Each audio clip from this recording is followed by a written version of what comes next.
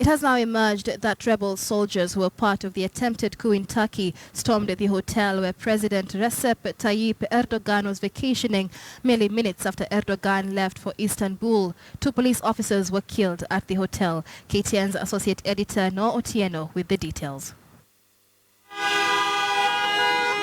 The coup plotters have surrendered to the police in Turkey after the attempt to take over the Turkish government failed early this morning.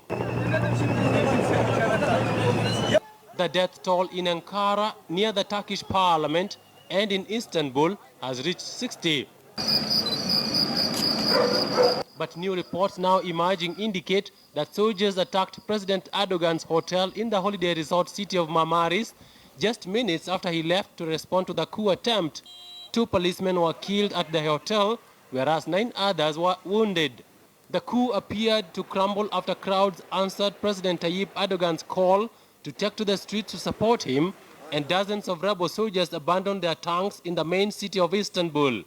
A successful overthrow of Erdogan, who has ruled Turkey since 2003, would have marked one of the biggest shifts in the Middle East in years, transforming one of the most important US allies while war rages on in its borders. The coup began with warplanes and helicopters roaring over the Ankara and troops moving in to seal off the bridges over the Bosphorus Strait that links Europe and Asia in Istanbul. By the early hours of Saturday, lawmakers were still hiding in shelters inside the parliament building in Ankara, which was being fired on by tanks.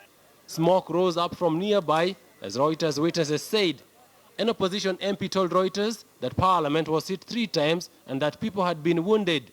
Erdogan and other officials blamed the attempted coup on followers of Fethullah Gulen, an influential cleric in self-imposed exile in the United States, who once supported Erdogan but became a nemesis. The pro-Gulen Alliance for Shared Values said it condemned any military intervention in domestic politics. Noah Otieno, KTN News.